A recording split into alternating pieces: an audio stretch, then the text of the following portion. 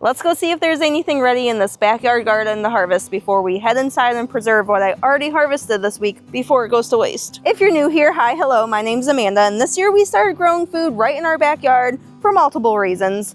One, we're sick of the grocery prices. Two, we're sick of not knowing what's exactly being sprayed on our food. Three, my brother called us stupid for not using our yard to our advantage. And we wanted to start feeding our kids healthy organic food where we know exactly how it's grown, exactly what fertilizers we were using on it, and exactly where it came from. And in reality, I truly believe that everybody should start gardening in their backyard because we are dependent on a system we cannot control. Just look at the parasite outbreak that's happening this week. So we're doing what we can to lean our way towards self-sufficiency, even if that's just a small backyard garden and a couple of chickens in our backyard. All right, enough of me rambling. Let's start looking for food. Now, I am mainly going to be looking for green beans, and when I started looking for green beans, it took me 45 minutes to go through just these 2 beds over here full of bush beans. I honestly can't wait till these green beans are done, just because I was sweating by the end of my last harvest, I'll tell you.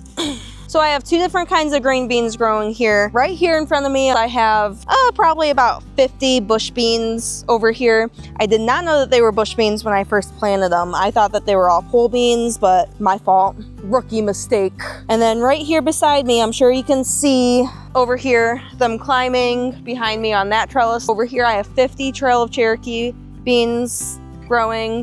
What's cool about the Trail of Cherokee beans is they're a dual purpose bean. So yes, you can pick them, eat them fresh, they're great, but you can also let them dry out on the vine and you can either keep them for black beans for the winter storage beans. You can make like soup and chilies out of them, or you can let them completely dry out on the vine and those are your seeds for next year. You never have to buy seeds again. And something I did not know about the Trail of Cherokee beans halfway through the summer already is they're an indeterminate. So they're gonna keep growing until the frost kills them this fall. I can't even imagine how many green beans I'm about to be drowned in. These are some nice green beans I'm pulling. Let me show you.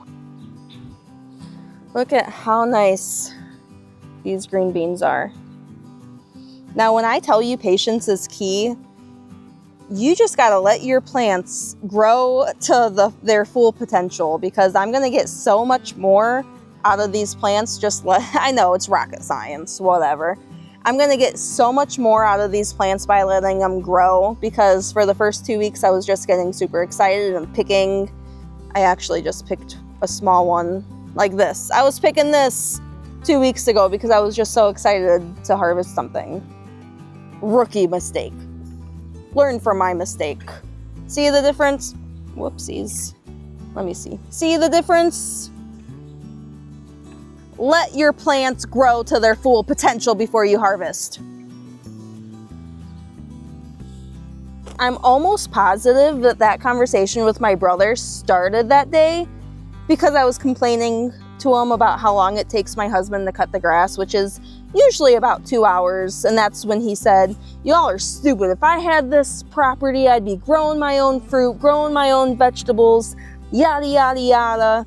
Not spending 2 hours cutting grass. Well, guess what? Joke's on us because yes, we thought we'd be saving time cutting the grass. What we weren't considering is all the time we spend weed whacking all around all these beds we placed back here. We're spending more time with lawn maintenance. I love this life. I know I just showed something like this to y'all, but look at the difference. Like, it's crazy how much more bean you can get if you just leave it on the vine for a few more days. This I picked because I know this one was wrapped up in the string we had over there and this one was not gonna grow anymore. So my husband's about to be over the moon too because his mistress over here decided to start growing this little chili pepper that he wants to make chili flakes with. Yeah, he loves these chili peppers more than he loves me. Here's what I just pulled from those bush beans. I'm not a very good guesser, so I'm just gonna say a pound, and if I weigh it inside, I'll let you know. I am saying this for my future editing self. I'm getting eaten alive out here. If I have smashed bugs on my face, mind your business at this point.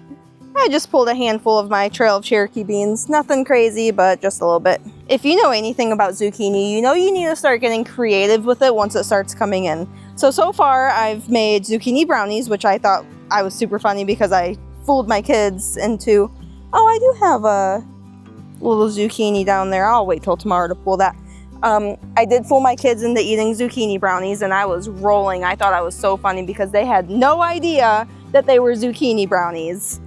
Then I made zucchini fries. I seared some in a pan, and I made zucchini bread for the very first time last night, and it turned out so good. I am such a big fan of it. Here are the zucchini that I just pulled that weren't doing too hot. I'm just gonna go and chuck them into the woods for the wildlife. The other thing I'm gonna harvest is this green pepper right here. It is just not growing any bigger than this, so I'm just gonna pull it. Sure is a beaut though. I'm gonna come through and pull out another round of these peppercini. I might call it after this. I am just getting so extremely bit up out here. I'm getting really uncomfortable. And we got some storms rolling in here pretty soon. It's getting real dark real fast. I'm gonna hurry up so I can get inside before it pours on me.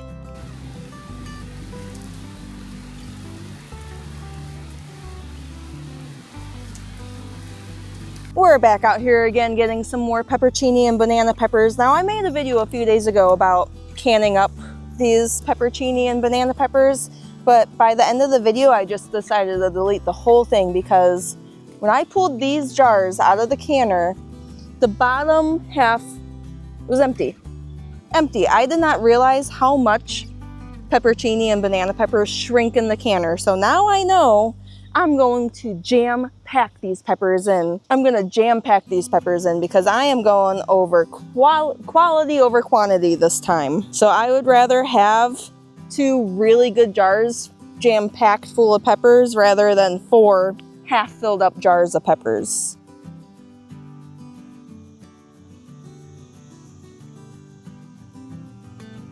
In reality too, it saves money doing it that way because those canning jars are not cheap. My zucchini is ready to pick.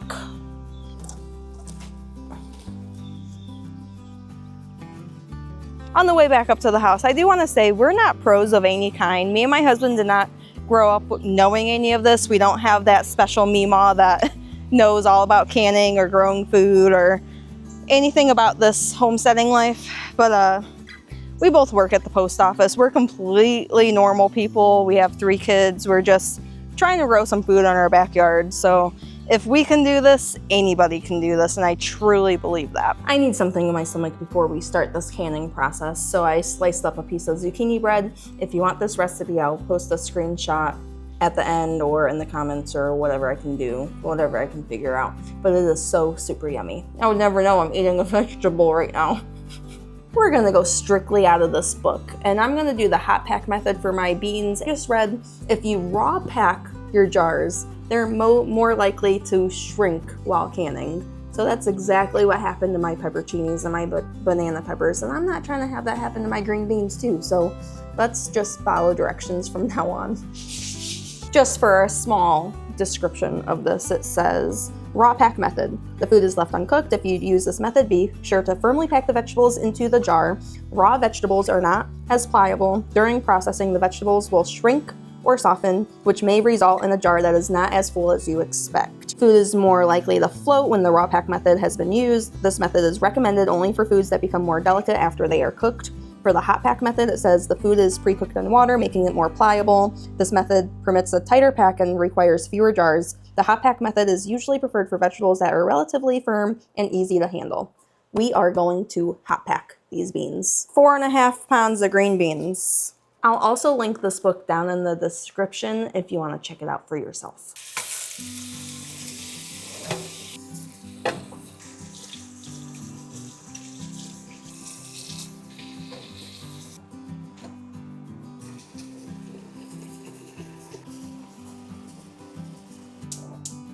I'm gonna trim off the ends, and then I'm gonna break them into 2 to 3 inch little sections. Now nothing here is gonna go to waste. I'm gonna give all of these tips in this pan to my chickens and see if they'll eat them. And those chickens are probably, every time I be giving my chickens the scraps, I just think like they're probably cussing me out in their chicken language for only giving them the scraps. This is so satisfying.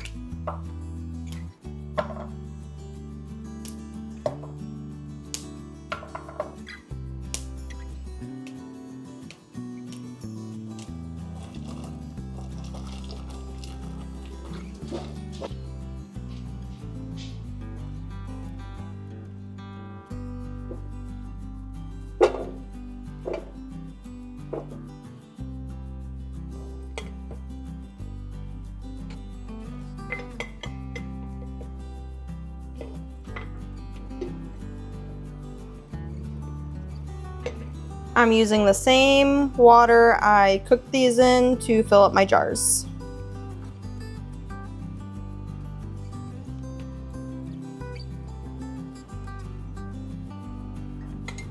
These jars are hot.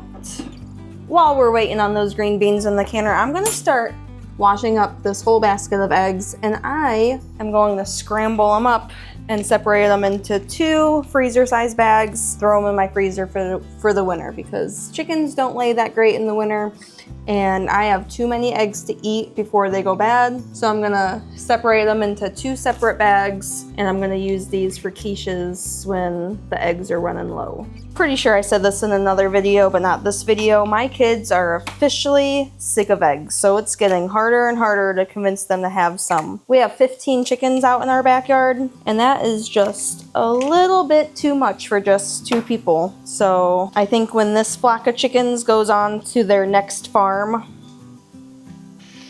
we're just gonna keep maybe between 6 and 8 chickens. We don't need 15.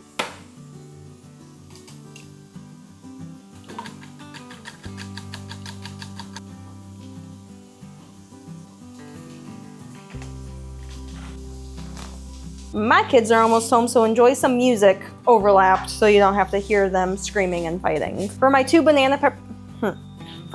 peppers that I picked, I am going to just slice these up, and I have a freezer bag in my freezer of egg toppings, I like to call it, that I'm just gonna throw these into. And then I have, I think, 2.5 pounds of banana pepper and pepperoncinis that we're gonna process. So I'm gonna separate the banana peppers from the pepperoncinis.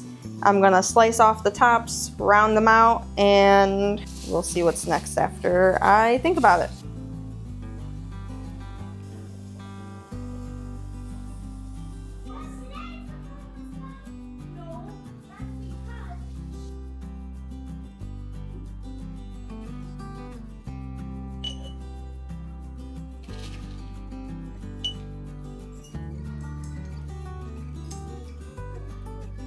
Bowl is going to get shoved into where they all fit.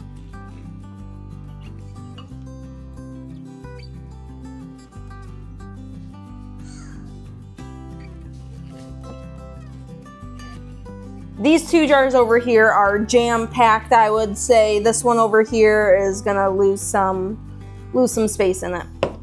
That's fine. I did make a brine with some water, vinegar, and salt.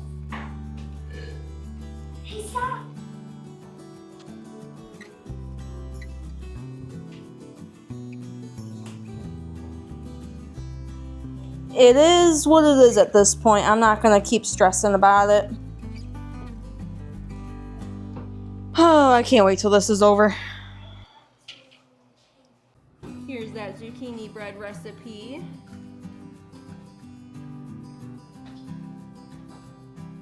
Let's see if these chickens like any of the scraps I've been collecting all day. You guys want some treats? Come on, chickies. They're all going after them.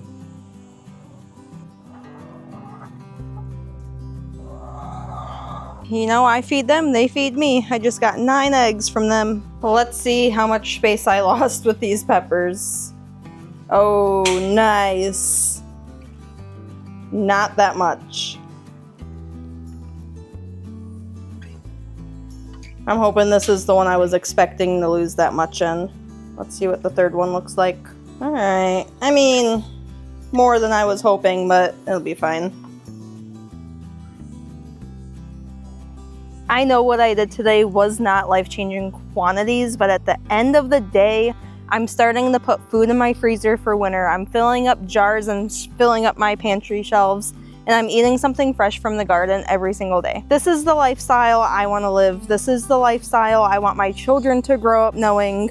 And at the end of the day, if you really want to start growing your own food, all you have to do is start. You're not going to start right off the bat being a complete pro. We're no pros, but you know, every season we're learning a little bit more. Every season, every day, I'm learning a little bit more. So I can't imagine if this is year 2, what year 5 is gonna look like for us. If you like this video and you wanna see more of us, I'll put another one up on screen. We have tons coming up, especially with all of these luscious tomatoes growing over here. So make sure you subscribe so you can see what all we do with these tomatoes that we're growing, because we have a lot of homemade sauces coming up. Till then, stay healthy, stay blessed, and I'll see you in the next one.